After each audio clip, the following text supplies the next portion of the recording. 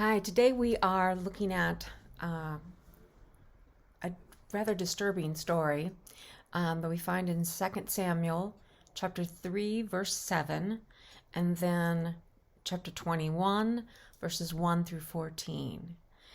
And just to kind of give you an overview, so this scripture is about there's a famine that strikes the land, and Rizpah, her world just kind of falls apart.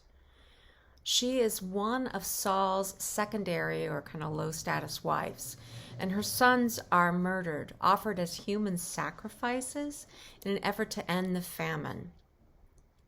And instead of receiving a proper burial, they're just lynched. They're left on the mountain, left there to rot. And in response, Rizpah publicly laments their deaths, staying with the bodies at the top of the mountain for months, enduring the rainy season. And when King David hears about Rizpah's public display of grief, he retrieves the men's bones and buries them properly with Saul in Saul's family grave.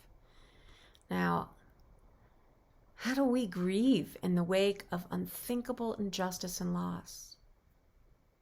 And Rizpah, she shows us an honest, unapologetic grief and honors the innocent lives of those taken from her. Her public unraveling motivates the king to amend, as best he can, some of his wrongs.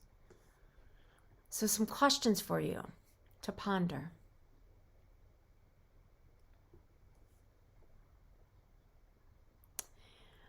If we look at this at this scripture through the lens of power, who has power and who doesn't?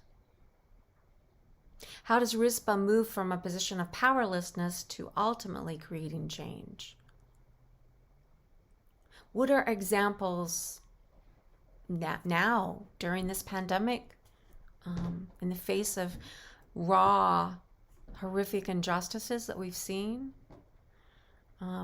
How do we see this grief, public grief, in the wake of appalling injustice played out in front of us, in our communities, locally, nationally, in the world? And how do these public acts of grief affect you?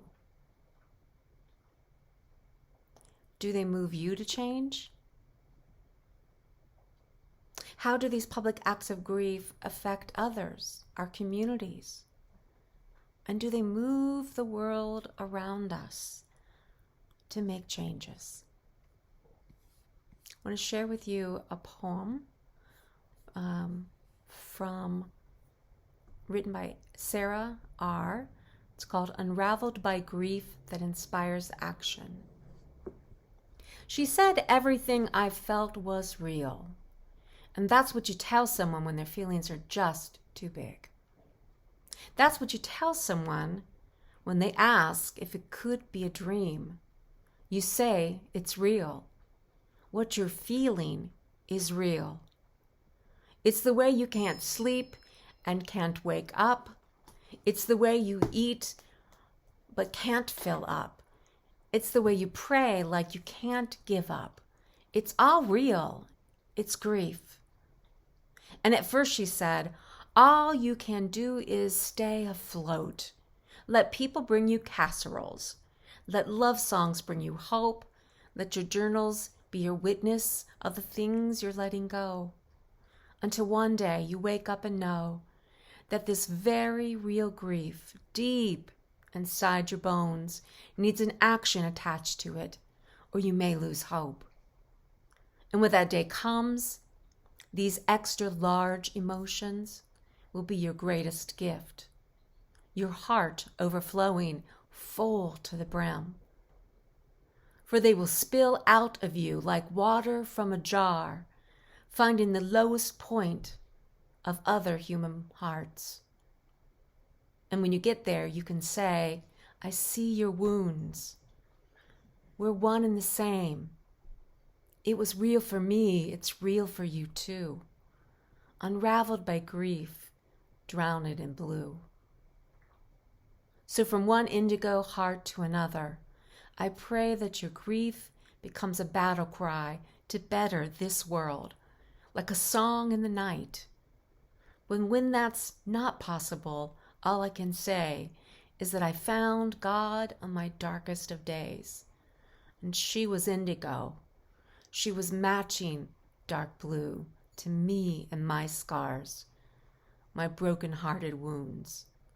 So as you grieve and as you heal, know that love is just as real.